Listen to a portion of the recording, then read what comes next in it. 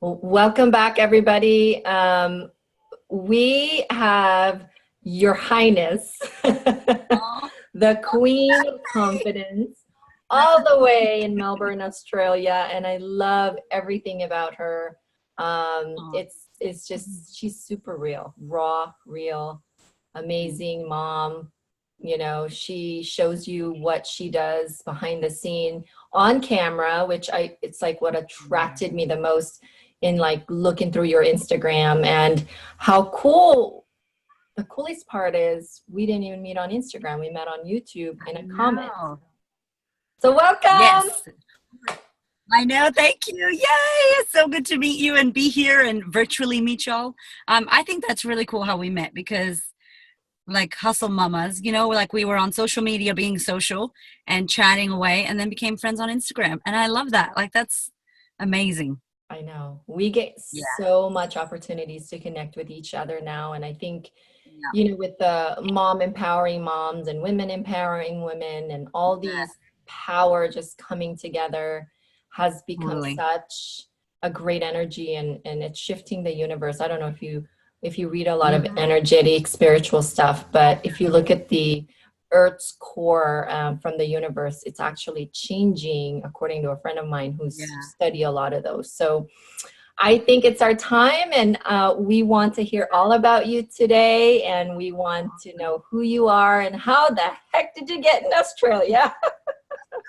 I'm like Melbourne, Australia, doing my Oprah thing over here. Um, Girl, it was from a dude, as you do, you move for a man. Yep. Um, I think to be honest, now I work as a confidence coach and I was running from my problems in my life and literally trying to just control alt delete that shit and just be like, oh, that didn't happen. I'm out. And I met somebody in Las Vegas I used to be a hairdresser, and I met him at a Paul Mitchell hair conference, and he was cool. He was different looking. He was Australian, and I came to visit him and I ended up staying. So I literally sold everything in Florida for like $1,000, like everything, all my couches, my car, everything. I was like, peace out. And Wow. so, yeah, it was full on. I came for this guy, and he ended up being, not like, bless you, Paul, but you weren't the nicest guy for me. And so, but I'm grateful to him because I got to come here and experience it. So within maybe being here 8 months, I realized that the relationship was very not for me, verbally abusive. And I'm Puerto Rican, and I was like, I don't know who you think you're talking to. Like, this is not going to work. Like, I'm out. And so I ended up hanging out in Australia because I didn't want to leave. And then whenever I saw a kangaroo or a boomerang, I thought of Paul and how bad that was. So I was like, I'm going to make some better memories while I'm here. And then I got sponsored by this other company, and I just stayed 4 years, met another man who was no good either. And then I met my husband. And Wow. now I have like 2 kids, and I'm not going back home. I am like loving Australia. It's an amazing place. And that's kind of like how I got here. Wow. Wow. Yeah. So it's funny how life takes us because Mhm. we have to go through the wrong things in order to get to the right things. Yes, yes. Isn't that crazy? Yeah, all the bad times. I'm like, I love me a bad time. When I have a client who's like, you don't understand, I'm going through a divorce, and I'm like smiling, and she's like, what's wrong with you? And I'm like, I'm just excited for you, girl. Like, I'm like, you're about to change your world. Like, if this has come up, it's for something, like, and it is really hard. But I think in the moment, we had a miscarriage like 2 years ago, and Mm. I've done a lot of work on myself and my crazy ass life. And now I can, when something comes to me, I'm like, I was in the hospital and my husband was like, are you okay? I'm like, I can connect to women who've had a miscarriage now. And he was like, Wow. wow. And I was like, yeah, like that's what came. Like, I was upset, I was sad, but I got, wow, now you can connect. Like, I think the things that happened to us, all of the bad stuff, all of our battle scars, if you are willing to share with other people your experience and your story, like you do, your life, anything, it doesn't have to be a big story, but Mhm. if you can share with those people, there are people out there that have the same thing as you, have experienced it or will, and you're going to give them hope from sharing your experience. And I'm like, why look at it like, oh, this bad thing happened to me, instead of, man, now I can connect to women who have miscarried. And that's huge for me because that's a whole nother community that I can speak to and go, I feel you, like I hear you, I'm with you, me too, you know what I mean? Like, Yeah. yeah. It's very true. And I spoke at an event here in Portland, and I opened it up with asking who is going through a really bad time right now in the audience. And I preface it in a way that, you know, you're going to look back into this day and you're going to be like, that's the best thing that's ever happened to me. And that the worst thing that's ever happened to us sometimes, and not all the time, right? Sometimes it's truly an awakening to become that badass version of you. Yeah. That's why you're so excited. I love it when you say, I love me some bad times. Yeah, I'm like, I'm so happy for you, girl. And they're like, my life is ruined. You don't understand. And I'm like, here's some tissues. Let's get into it. Like, I'm like, you know, I mean, I feel you, but I'm like, I'm so excited because you're right, 100%. Like, we look back and time heals and, you know, all that stuff. And I think because I've known I had a crazy bunch of shit happen back when I lived in America. And I was just like, man, there's no way that like someone like Oprah can go through what she went through, her story. If you don't know it, listener, you need to Google her story. Story is insane. And to become Oprah, like she shouldn't have been Oprah, technically, according to her life. Oh, Tony Robbins' story, like these people that have the worst stories. So I'm like, fuck, what's our excuse? Come on. Like, don't tell me your dad beat you or your mom was this. Get like, fuck, everybody has a story. And, or you got an excuse or a reason why you're not doing it. So I'm like, man, let's get empowered by this stuff, this bad stuff, you know? Yeah. I love the post that you did about fake it till you make it, but you put a twist to it. Let's just make it, right? Make it happen. Don't fake it.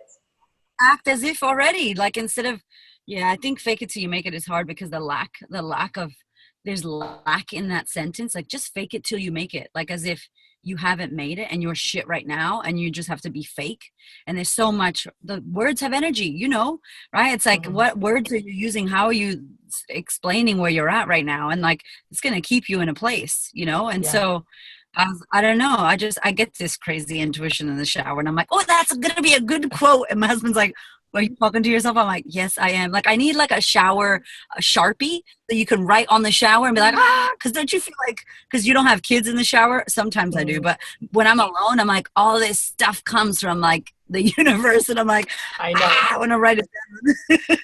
All the downloads. So on my episode number 2, I had Dr. Carol Parker Walsh, and she talks about a lot of like the downloads and the greatest ideas come when we're taking a shower. And there's actually a scientific explanation to it because the water like landing onto your skin, just like the creator in you just like goes dancing or comes out for some reason. She said there is an invention actually now, and I'm sure we can Google it, that there's actually a thing that you can write down in the shower. Like, I'm like, I do think of these crazy ideas and go, someone better make this up, like, because we're too busy, but someone needs to make this up because like it would be the bomb. And I think too, it's like a meditation. Like I'm in a meditative state when I'm in the shower because meditation isn't always like sitting on a fucking mountaintop going, you know, it's sometimes when you're driving and you're at peace, you know, with yourself. So I think, shower meditation. So you talk about meditation and I do a lot of meditation and, you know, meditation doesn't have, I mean, I've done an hour meditation, I've done 30. And for the most part, it's just like a little moments during my day. And it doesn't have to be that big, you know, you don't got to make a big time for it. So how often do you meditate? And there's a specific time in the day that you meditate? So I'm gonna keep it real because that's all I can do and not enough. I will tell you that I don't meditate enough. Yeah, I'm like, I just don't do it enough. And I tell my clients too, because it's part of the process that I get them to do. But I'm married to a serial meditator and he does meditation workshops he owns a gym. And so the gym that we have is very holistic. We work on like the 4 bodies, you know, so it's not just your physical, I want to lose 5 pounds. It's like, what are you thinking? How do you feel? Your emotional, spiritual body. So he does like a community free meditation class once a week. And so I get to that when I can. And then throughout the week, I just do like 5-minute shit in my car, on the stairs, in the, you know, like as much as I love Tony Robbins' priming meditation. So I do that when I really need need like, it's 14 minutes. And, you know, as a mother, 14 minutes, it's 14 minutes. So I don't say I don't It's like have an time. hour for us. Yes, I'm like 14 minutes. I could do so much in that meal prep and, you know, tell a story or two. So we, you know, my husband meditates a lot on the weekends when he's around, or when he's around, I'm like, I need 10 and I'll go upstairs, and he'll take 10 and go upstairs. At night, we are like, as a couple, we literally watch YouTube, you know, consciousness videos and meditation videos at night. Like, we don't watch TV. Like, we just watch, like, we love this shit, you know, this is like our life, so we love it. And so I think what we give our attention to, anything, the fucking Bachelor, you know, the Cosmopolitan magazine shit, Kim Kardashian's booty, Single Donald Trump, moms whatever. on MTV. Yes, man. Oh my God, I didn't even know about that. Australia's taken all the shows from America and like trying to bring them here. Oh, And I'm like, why? Like, are you really trying to dumb us down? So we're literally like already unconscious. 96% of the time we're living in a program. And then on top of that, you're going to give your attention to shitty ass TV that makes you feel like crap. So I think we're highly stressed. We're highly in anxiety. We're highly in depression because we're tired and stressed out. And so meditation sometimes for me, and my husband tells me, like, I know you can't do it all the time, but we can do 5 minutes, or you can do 10 breaths. So I try to make it a part of my like daily. And when I'm breastfeeding, I'll just be like, and I try to meditate when I'm breastfeeding. And it sounds crazy, but it's just trying to like stop the monkey mind and, you know, do it, which I love yoga nidra as well. So my clients are like, I can't do it, I'm too busy. I'm like, let's find you a way. Like, let's find you a meditation you can do, you know? Wow. It's amazing. That's awesome. I love how you just boob it up with your baby. Boob it up, y'all. You're like, on your, oh my gosh, I love that. It's such a mother hustler. What do you do, man? Sometimes I do this thing called Q&A Tuesday, and it's like weekly live on Instagram and Facebook. And sometimes I have my kid and he doesn't want to play nice on Q&A Tuesday. And I did one where like I was breastfeeding with him, and my boobs are huge, like bigger than my head, right? And so I can like boob feed and talk. So he's feeding and I'm like, blah, blah, blah. And one lady said to me, where's he holding on to? I'm like, oh girl, my boobs are huge. I got my leg up. He's fine. He's drinking away. And I'm like, so, you know, oh, what are the shit we do? That it's crazy. It's so raw. It's super raw and I love it. And I think there's, you know, Carrie Underwood, I follow her on Instagram, and she posted this picture of her soccer mom time, and she's all dolled up and all these stuff. And I'm like, I was trying to be positive, and I was trying to be very, because I love her. I mean, I love the woman. She is an amazing mother. But I couldn't help myself, and I commented on there and I said, you know, I love you to death, but I don't think you understand the real world of how we really look like in the real world. Soccer moms. You know, I'm just trying to be real here, and I don't think your message is a message for everybody. You know? Or something like that. It was very nice message, but I was very, you know what I'm saying?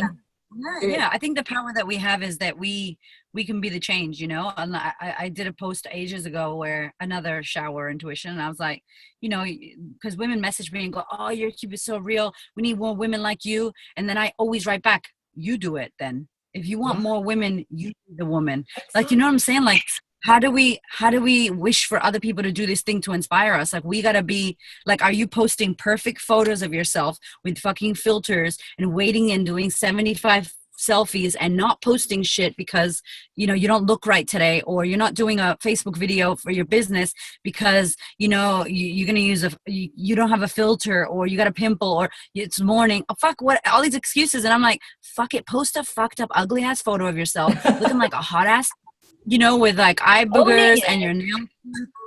Yeah, like all the real shit. Like, and those are the photos that go viral now, and those are the photos that get the most comments and likes. We know this, yet we still go, I'm not going to post that photo. It's like, man, get over yourself. Like, get over yourself, because we're not impacting how we want to because of how we think we look and we perceive ourselves, and it's ridiculous, you know? Wow. And how long have you been in Australia? I think you said that. 9 years. Wow. In Feb.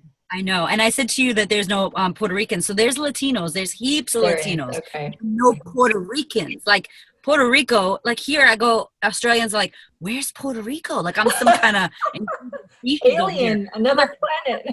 I know. And I'm like, really? You think Puerto Ricans are cool? Like we're like everywhere in America, like everywhere. Like there's no cool shit about being Puerto Rican. But here that I've met one. So I've been here 9 years. I've met one. There's South Americans, there's Mexicans, there's everything, but there's no like zero Caribbean, Jamaican, Cuban, Puerto Rican. Where are we? I don't know. So I think it's hilarious because it's a rarity here. And I think women like you and me, American women with our like sass, are really well received here because we're really raw, we're really, funny and open, and we got a bit of like, I don't want to say ghetto, but even like, I'm Puerto Rican, even, do you know what I'm saying? Like even rich white women in America still have a piece of like, girl, because we live with Spanish, Black, Asian, American market women. Like we've been through, it's not like we're just accustomed to one thing, where in Australia it's a little bit different. So the fact that we stand out is really good because I can get away with saying some crazy shit to people and they'll be like, oh, all right, she's American. Like it's cool, So it's crazy. It's a great place. Your Puerto Rican accent still comes through. I could still hear the rhythm of it. Right. But then I watched your TV interview about, oh gosh, you were so beautiful in that interview. You were just owning that interview on a local TV. You had a Australian accent. I could hear some Australian accent. Yes. I think some words come out, which when you live certain places, if you spend time in New York, you're going to be like, you want a coffee? You just like pick it up after a while. So 9 years, I think there are some words that I say that like, when I say, yeah, like we say, yeah, but in Australia they go, yeah. Like, and I've said like they sing, yeah, they're like, yeah, instead of like, yeah.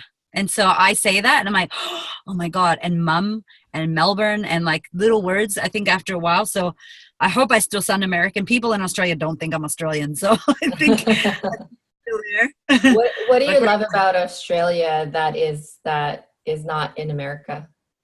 I love that it really feels like the new land of opportunity. It's so big as a continent, as a country, but so small. I think of it like when I think about Miami, like Miami is huge, but really if you can make it in Miami, like it's not a big place, your name can be known. It's like, oh, that's, so-and-so from Miami. Like Australia's big, but it's not that big. So you can really, there's a lot of opportunity for your business to grow, for your idea, for your service, for your personal brand. If you are willing to put yourself out there and connect like we did and, have good content, like it's not overloaded. Like good luck in America. Idea you have, there's 50 people that have done it better. There's competition like crazy, and I don't really believe in competition, but there's a lot of people doing the same saturation. Where here, it's not really like that. And I feel like when you have something different, you have an opportunity. And if you come from a lot of people here don't have a hard background. Like they have a tough shit here, but not like the shit in America, like nothing like that. So it's kind of nice to have a different and it's really safe, like amazing. There are no guns in this country and it's awesome. Really like their motto is like no worries, and I used to laugh because I'm like, it's actually true. In Australia people are just like, they're like Hakuna Matata, like no worries, like no stress, like people are just like, yeah, leave your car open, it's all good, like, and no one really will break into your car. Like it's really it's the news is pretty amazing here. When you watch the news you're like, okay, that's the news. Okay, it's good. That's so cool. So how did you realize that you wanted to be a confidence coach? Did you like take a training, or did you just say, you know what, with my life experience I think I'm gonna do this, I think I can really help women? I think I started with styling. So I was in a business mentorship group. So coming to Australia with all my stuff, I had a lot of stuff. And I think you might have seen it, but I post about it now. I never shared my story, but just like I grew up in foster care. I grew up with bipolar mom, single mother, Mhm. lots of sexual abuse, lots of physical abuse, foster homes. And then I got kidnapped when I was 7 from my dad. And like we had a Oh. near death experience, car accident. It was crazy, right? And like more sexual abuse and then like lots of fighting in school because my mom was constantly put in mental hospitals and then I was in a Mm. foster care. So it was like really my childhood as a kid. I didn't really have that, like, it's not what you're supposed to have, but I had what I was supposed to have, but it was just Mhm. tough. And I think I had a lot of anger and trying to work it out. So I sucked at school and then ended up, at 17 joining the army. And I was in the US Army for 10 years Mm. and moved away to Wow. California, married my high school sweetheart. He went to Iraq, like all this crazy shit happened. And then when I was 23, I broke my back in Florida in a drinking and driving accident. So I had to like learn how to walk again, got like metal plates all over my body. And it was just crazy. And then the Wow. next year, my husband passed away in a car accident. So we Oh my were gosh. married for 5 years. He's my high school sweetheart, and he passed away. Like I never had dealt with death. Nobody I knew died, and he died. And I was just like, fuck.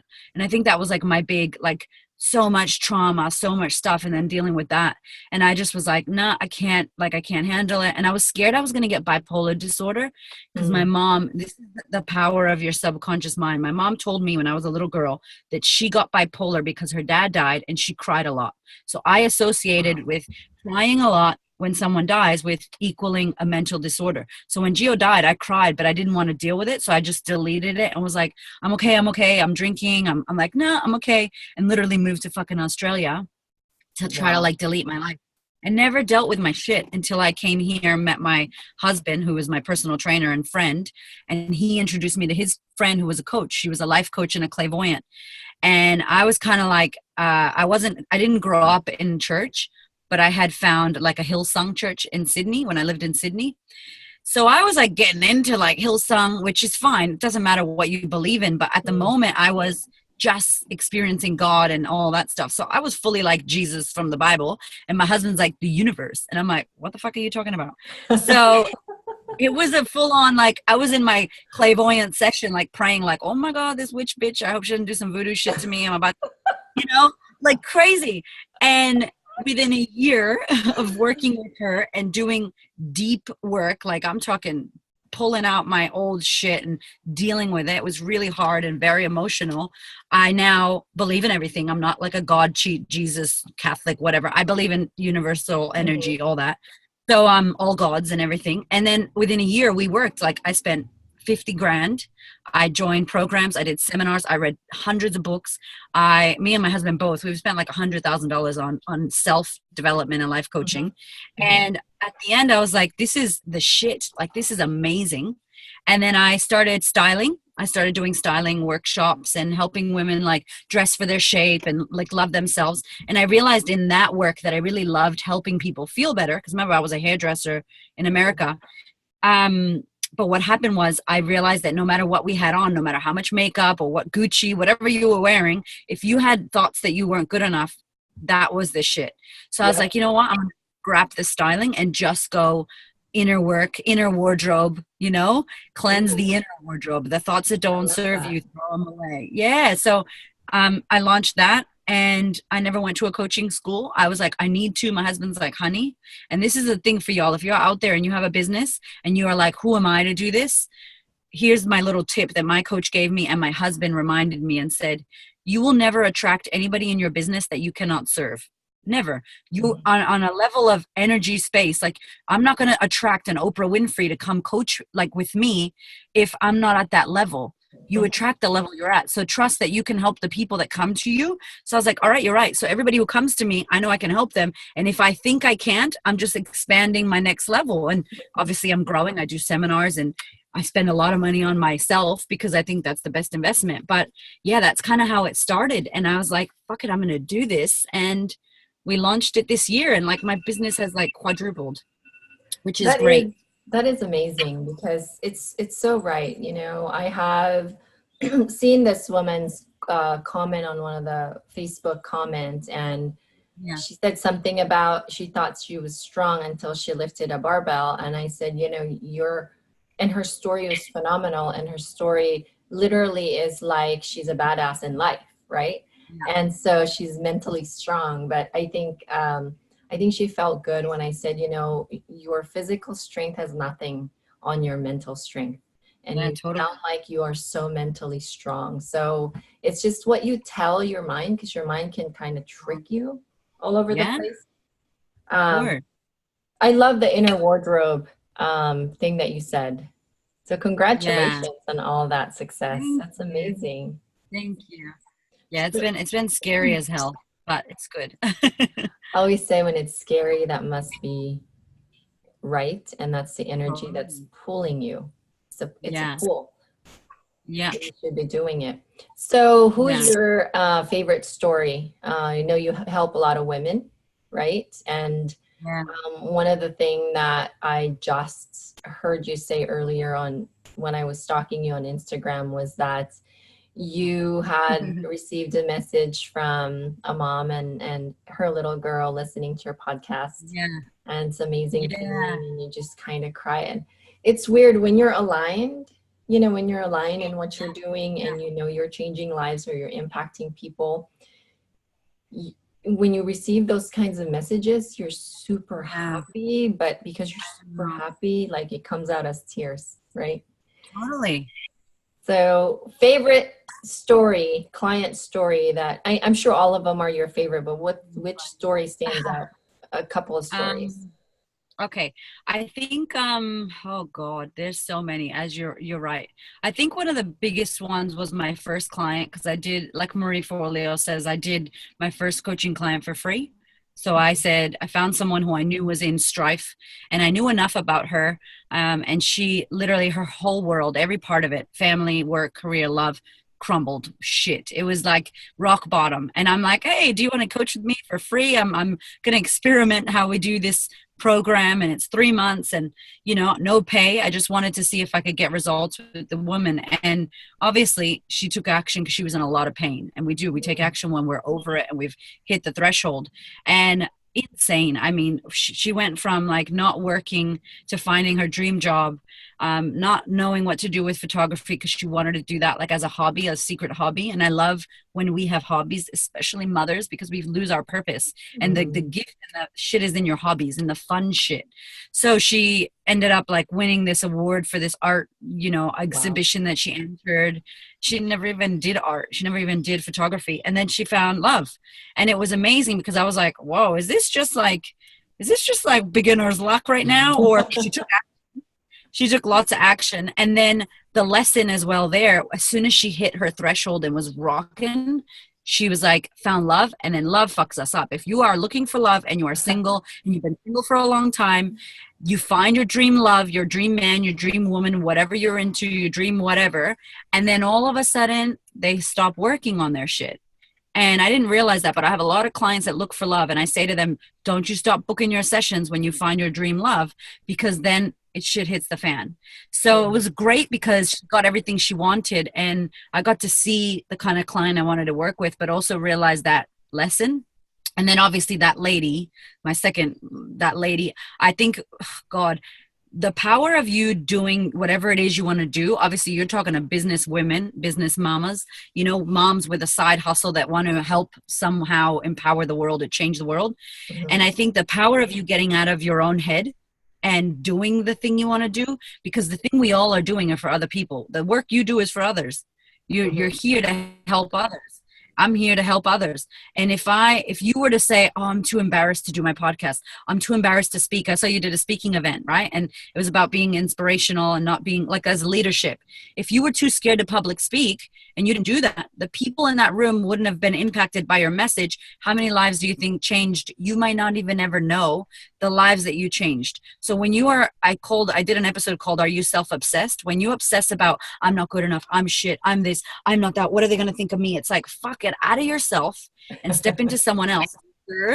You know what I mean? So I think my podcast, which I do in this car when my kid's sleeping in the back or when he's not with me, my podcast, I did it because I wanted to get the content out there. It's not perfect. It's not amazing. It's just good content. And I did it, and it actually I got so many messages on Facebook about it. And one of them were this woman who I met her at a speaking event I did for mothers. It was a mother's wine night. And I spoke at this event, and I didn't know if anybody took anything away. She started listening to my podcast, and she listens to it with her kid in the car who's 6. And I swear my podcast a lot, if you can't already tell. And I'm just talking real shit in the podcast. And she's like, I always ask my 6-year-old about what's her take on the podcast and what she thinks about it. And the 6-year-old like was in her bedroom going, hola, hola, it's Erika from America. I'm a confidence coach and whatever. And the mom sent me this message, and I was in a Westfield in like a food court on school vacation. So there were kids everywhere. And I was just crying. I was like salty liquid from the eyeballs, like, oh my God. And that was my favorite because I just couldn't, I know the work has impacted people, and I could die now because I'm done. That's what I want. But like the fact that a little kid was listening and like, wow, like cause I got kids. I was like, what? That's amazing. Cause I let my kids listen to stuff. Like my son knows who Tony Robbins is. He's 3. He's like, oh, that's Tony. Oh, that's Gary V, the man that says bad words. I'm like, yeah, that's Gary V. Like he knows all these people. So yeah, that was my favorite. Well, yeah. And I think it's such a different time, and I think we have so much tools as a parent, and like my kids, Tony Robbins, Lewis House, all those guys parent my kids. Yeah. I mean, I don't allow them to do that, but it's like a little bit of them leaves. They're helping me because sometimes, mom not always believable, right? And I feel like if I can expose them to those information, it's not me saying those things. It's the host of the podcast saying the things that I want to say to them, but it's more impactful. Like a lot of people listen to me, but I know my kids are going to just like, you're our mom. Yeah. You're always going to say those things. But with the third party, we have so much more tools to be able to parent our kids the proper way. And my kids just like if I had these tools that I have access to now, I think our learning curve would have been a lot better. But at the same time, I'm thankful for the adversities that I've gone through like you do, because I think that I learned so much more with those adversities. Yeah, look who you are now because of that, Yeah. And, I love that you say it's not perfect. You do your podcast in your car because I don't have a perfect studio. I am sitting on a stool right now on a coffee table facing the window while my husband was making faces across the other side, So it's You just do it. And what are your advice to women or moms that really want to do what you and I are doing, but it's again, that mental thing that's stopping them and holding them back? Yeah. What advice do you give women them? Want to have I think that we want to have the confidence before doing anything. And it's like, when I'm confident, then I'll do that. When I lose the weight, then I'll do that. When I have the money, when I have the microphone, then it's like that be, do, have thing, it's an old coaching term. And it's like, when I, if I was like, they'll say, if I had Beyonce's body, then of course I would do what Beyonce did and I'd be Beyonce. It's like, no, honey, what does Beyonce do? She fucking works out. She works hard as fuck. She eats amazing. So she's got the body. So like, whatever it is you want, you need to be that now. Like you need to put yourself out there now. And I say like confidence, the definition, it's on my business card. Confidence, the ability to take action while you're shitting yourself. That's what confidence is. It feels like shit. It's not like I'm so confident, look at me. You can remember the first time you got up. I still get up on a stage and I'm like, oh, there's the butterflies. What if I fuck this up? Oh well, let's go. Like it's willing to looking forward to you being scared. You're going to be scared. You're going to have fear. You're going to have excitement. You're going to be all those things. And it's like, just know that's going to come, but you got to take that first small step. I have this thing that I'd love to give the listeners and the viewers. It's called the practice of confidence. And it's like 5 things. It's no fucking revolutionary shit. I just put it together the way I did because I think it helps. Not because, you know, people will be like, it's my process, my IP. No, it's not. It's just shit you learned and you put it together. So I learned this, and for me, put it together this way for my clients. And I believe confidence is like a practice, like meditation, like anything. I don't think anyone's confident. I don't think I'm confident and you're confident, or Kim Kardashian's confident, or Oprah's confident. I think that people that look confident are merely in a practice, and they've done it so much that they've got that shit down pat, and they're in any one of the 5 steps. So what I would say is, I'm going to give you the confidence practice, and then what I would love is for you at home or wherever you're listening to this is to think about, where are you in that practice? What step from 1 to 5 are you at? Because that's going to make a difference. So step 1 is, it's choice. Make a decision. So what is the thing that you want to do? So let's say your example, right? And talk to the mothers that, I want to start a business. I'm scared. What's the business? What's the decision you make? I want to start a business. I want to start a podcast. Let's pretend it's that. Okay, cool. The decision is, I want to start a podcast. Write the shit down. Number 2, right? Being courageous. Like, confidence takes courage. You're going to be scared. Just know that you're supposed to be shitting yourself. Yes, skid marks. Totally. You're on the right track. That's the right track, sister. If you're not scared, or you're not like, oh my God, then it's not it, you know? And then number 3, right, is action. You can't do anything without taking action. And people get it twisted in this. They're like, oh my God, I got to do this big thing. And they go future. And I have this thing where I tell my clients, don't go future. If you're having an anxious moment, or you're feeling, don't go future, just stay here. Like, what do you got to do right now? So number 3 is about action, small. What's the little thing? I need to open an account with Anchor. Okay. That's an easy way to do a podcast if you don't have the other ways. I need to think of a name. Great. That's a small action. Because if you take that little mini action instead of the big thing you think you need to do, that little action is going to open up the fog, and you'll see more steps, and you'll be like, I did this and it gave me 4 more things to do. Great. Yep. Now I'll do this. You know what it is. And then you open the path, and then all of a sudden you can see, you're like, okay, I can go that way or that way. Cool. Instead of making this whole fucking story in your head about, I got to do all these things. It's like, girl, you haven't even done one fucking thing. Do the one thing. That's it. Right. And then number 4 is evaluate. So once you do the thing, people say fail. I honestly don't believe that people fail. I don't believe it. I think that every failure or mistake is a lesson, which I'm sure you believe the same thing. So after you took the action, now evaluate. How was it? Was it shit? Was it good? Was it bad? Was it amazing? If it was crappy and you failed, basically you learned that was crappy. And next time, don't do that, right? You just learn. So evaluate the lesson. What do you need to learn and adjust? And then number 5 is repeat. Fucking circle, dot. Keep doing the whole same thing again. Choice, action, and it's that. So think, wherever you are out there, whoever, if you're thinking about, I don't know what to do, what's the one thing? It's a workshop, and one of the ladies said, I need to put myself out there on social media. She just did it. I'm so happy. Wow. She just said to me, I just did a social media video on Instagram. What is it called? A story. And I'm like, great. So she just went, hi, I'm me. Nice to meet you. And then that's it. At least that's the beginning, just do the one small thing.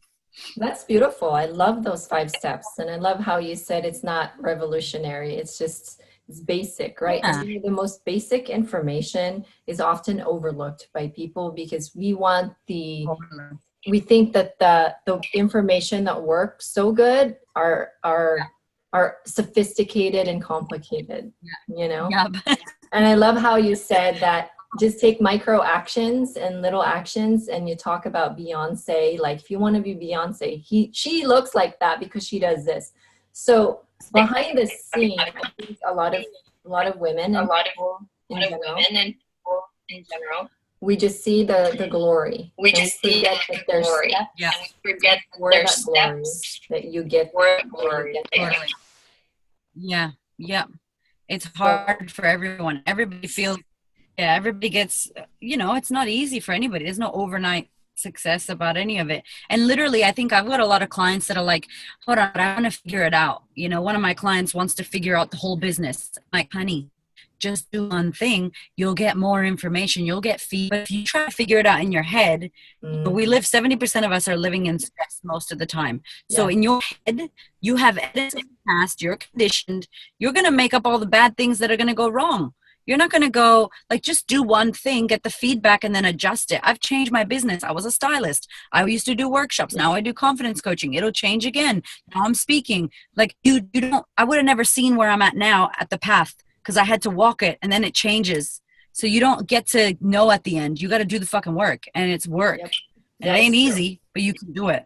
It's true. And I like myself, you know, it's in the beginning, the podcast was just something that I would like to give value out to the world. And then I go to a conference and something just clicked, you know, I took an action and I went, and then I'm like, okay, I know where I want to go now, you know, and it's not going to be guaranteed that's it, because what I find is when I think that I have this download and I'm clear about something will show up down the road that will, you know, it's like the setting of the sail. You set your sail, and then when you're setting your sail, it takes you somewhere, but then you realize there's a storm there, and you reset it again. You know, it's just, it's flexible. But by taking action, you unravel the information that you needed to take the further action. Yeah. It's 100%. Because if not, it's just stories in your head about how it may not work. And we go to the worst case scenario. We go to the worst case, like, oh my God, what if I do that? And then what if the podcast fails and no one listens? And it's like, girl, none of that's happened. You're living in some crazy future that's highly stressful and stopping you from doing that little thing. Like, do that thing and then come back, and you'll see that it'll work. Like, it'll be amazing. I know. I get asked a lot too, and I'm sure you do. Like, how do you do all the things that you do? Like, you're parenting, you're taking your kids to school, you're doing this podcast, you're this and doing that. And I feel like, you know, what I'm doing is glorified, but at the same time, I feel it's so simple if they just stop and go, okay, number one, I need to do this. Number two, I need to do this. Because, and sometimes we just say, well, you just do it. But I think if we give a little bit of 1, 2, 3, 4, 5, like you just did, it would give them a little more pathway to, okay, the secret to what you're doing now is just doing something a little bit at a time, not thinking of future. Don't go into the future. I love that. Stay here. I'm like, where are you going? And because I have people that have anxiety and postnatal depression and all that.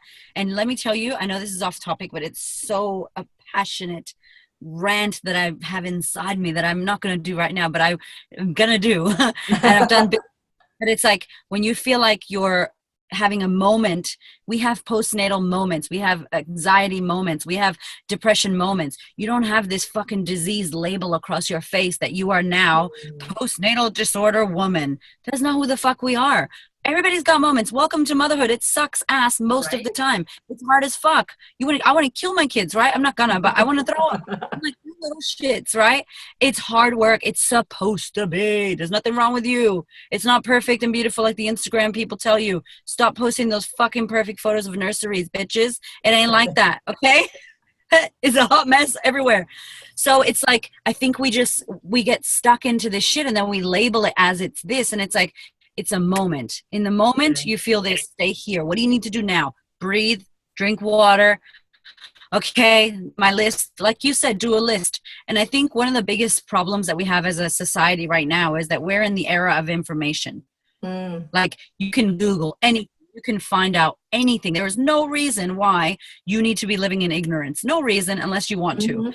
So, but here's the problem, right? It's not about the information. It's the lack of application. So you have all this information, all these all these podcasts, blogs and things, but you ain't doing shit. So it's like, stop listening, stop doing, just do one small thing, see how it goes, more stuff pops up. Oh, cool. And then when you start doing, then you start researching what you're doing. But people want to research everything, do nothing, and then complain about how they have no results. And it's like, there's information overload. So just apply one thing. Yeah. It's funny because I get asked a lot things that people can just Google, and it annoys the shit out of me. And I'm not saying that I don't want to help people, but I mean, like you said, information is at the tip of your fingertips. All you got to do is Google and spend time to read things. But I feel like And not only that too, I think the comparison issue is that, oh, I want to be like her, so I'm just going to go ask her so I can take a shortcut, you know? Yeah. Yeah. And she can just give me all the information, but it's like, hey, this is where I learned by Googling and watching YouTube. I just built like a sound box so that I can block all the background noise, and I just Googled it, and it's so simple to make. Yeah.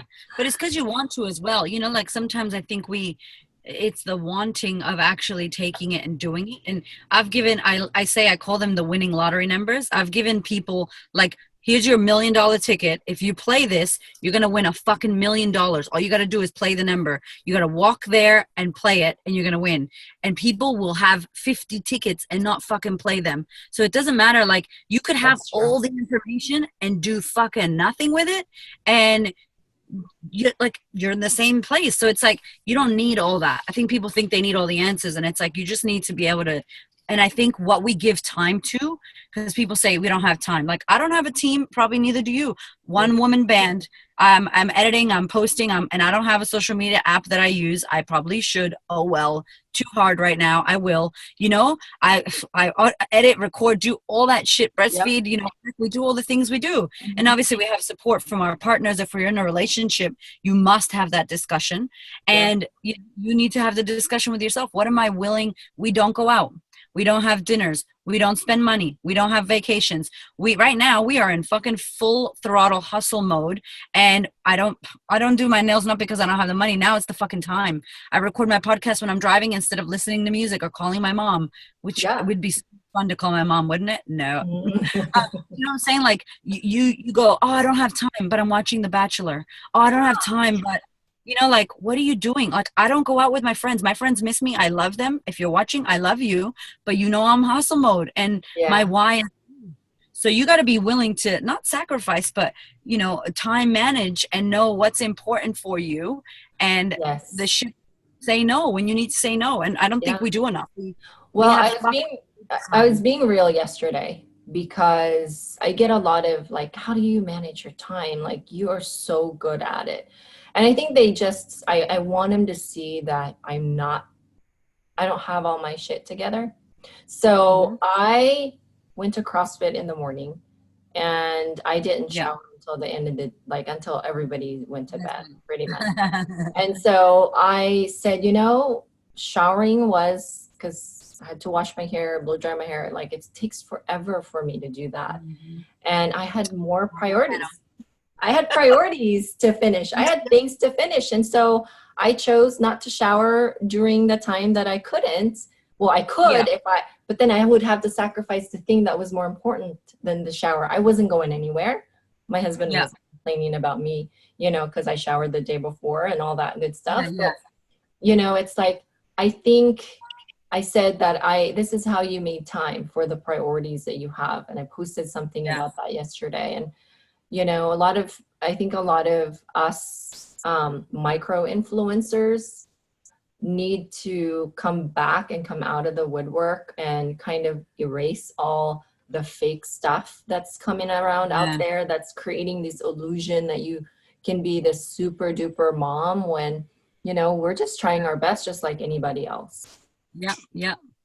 100%. And I think it's good. You're right. Like, post your breakdowns, post your hard times and moments. And, you know, we're normal. It's human shit. It's hard. It's not supposed to be easy like it looks. You're supposed to have depression and anxiety moments. You're supposed to. Like, it's normal. You're sleep deprived. You're exhausted. You are the mother energy of the whole house. And when you're not okay, no one's okay. So it's normal. I think that we need to normalize that more and make it less about, you know, I don't know, we pressure ourselves a lot. So it's good that you share, and thank you for sharing that, because we need more of that. So if you're out there, make sure you share your shit, all the bad stuff, all the good stuff, you know? Absolutely. So what do you love about being a mom? Oh, fuck. I feel like I'm a very sensitive, emotional person, but I feel like my heart expanded more than I thought it ever could.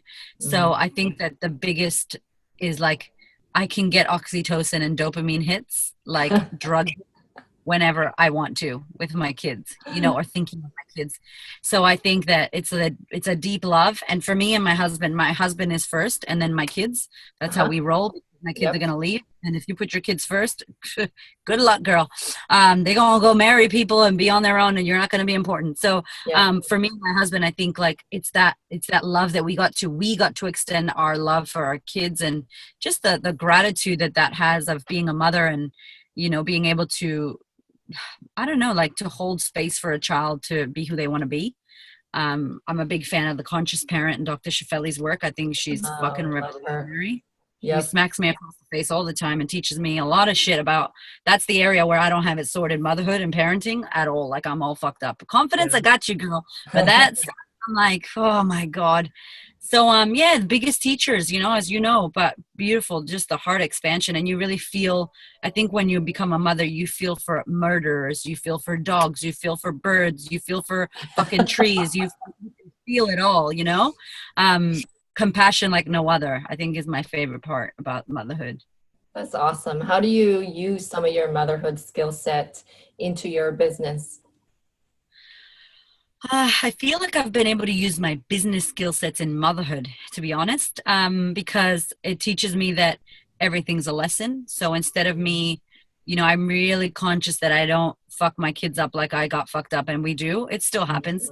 Mhm. But I think for me, I try to see the lesson in what's happening and always force it back onto me. So not my toddler's being whatever, or he's making me angry. I'm like, what is it in me that he's trying to, that needs attention? What is it in me that, okay, I'm the one having the problem here. He's being a kid. So I use my work with Wow. my kid more, you know, instead of being my mothering into my work, because I've always had a soft, compassionate heart. But I think I work with a lot of moms. Like my main client are mothers. And Mhm. so I'm a very relaxed kind of coach, in the sense of if they got kids in the background, or if they got to cancel because they have to have a sick child or whatever. So I think that helps me because I have that compassion for the woman, mother or not.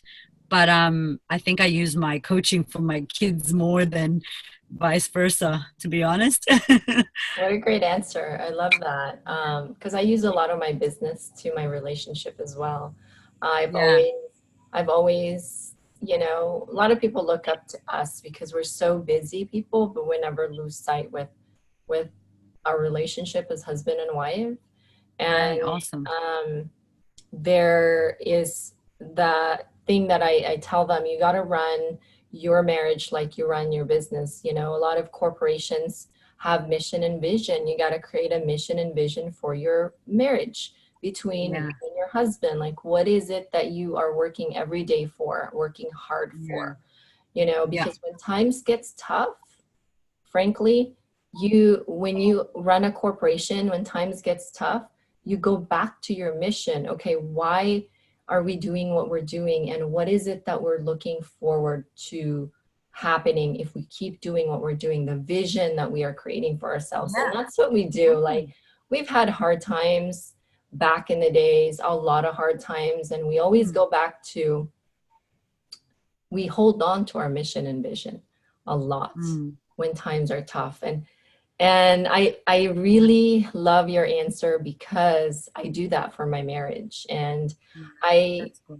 I think I don't do as much of it for my kids because I tend to raise my kids in the personal development worlds, because I have changed my life because of personal development and plugging into those, reading a ton of books, consuming a ton of information. So Yeah. what is your message to your kids if they were listening? Because my kids Google me all the time. Um, my message to my kids, I originally said I want them to, the number one thing that if I can teach them is that you're not here for yourself, you're here to help others. Like that Mm, was what I wanted to teach them, but I've changed that since Dr. Shefeli, because what I would love for them is just to be who the fuck they are in the moment, mm, not be yourself, because I think that's horrible advice. Because who is the self? The self I mhm. was 5 days ago is not this self, right? And the pre-baby Exactly. self is not myself. So I think be who you are, be who you want to Mm. be, go for what you want, like be who you are and let the world see that. And whatever that is, if they want to be Catholic priest, makes me want to cringe, but do that. Transvestite, do that. If you want to be gay, do that. If you want to be fucking whatever you want, like whatever you want to be, I love you, go do it. Like I genuinely want them to be who they are. And as long as they're cool, not as long as they're safe, not as long as they're rich, not as long as they're, you know, whatever, even if they're not safe. I mean, if that's what they're called to be, I feel like children come down through us, but they don't belong to us. For me, that's my belief. My kids don't belong to me. They are of the world. They are here to discover who they are, and they're souls that came through me, but they're not mine. That's ego shit. That's not my kid. He's not an expression of me, not a definition of me. My son he acts like me because he models my behavior, but he's not me. He's not a mini me. So I think I just want them to be who they are, you know, and whatever that is for them. And they're going to fuck shit up like I did. And if they do anything close to what I did, I'm going to be cringing. So I'm going to just pay attention and let them do what they got to do. But yeah, we're here to love them. But I think they just got to really figure out what they want. And too much, we give them a prescription of who we think they need to be. And that's crazy. We need to stop doing that. Yeah. Yeah. My husband and I talk a lot about, you know, if they do the shit we used to do as teenagers, oh my gosh, I would be like so worried. Like, I'm sorry, karma's a bitch. I'm gonna be like, okay, I'm okay with that, I think. We're like, always here, you know. Yeah. We guide them. I think we are given the job to guide them. Totally. But they are not ours. They are, hopefully we shape them. You know, I don't allow the society's influence a lot. I control what I shape them with, but then they shape their own personalities outside of that, because we have no control over who they are going to become. They just have to be, I think for me, I just want them to be a good human and a kind person. Yeah. So what's your message to your husband, and what's your husband's name? Hamish. Yeah. So, he's like, we are on some shit. Like we're on some twin flame stuff. Similar. It sounds like your husband and you. And I think we just have the same mission, and we're very lucky because I know not a lot of couples have that. We are equally, he's so yin and I'm so yang, but we are equally ambitious and equal mission.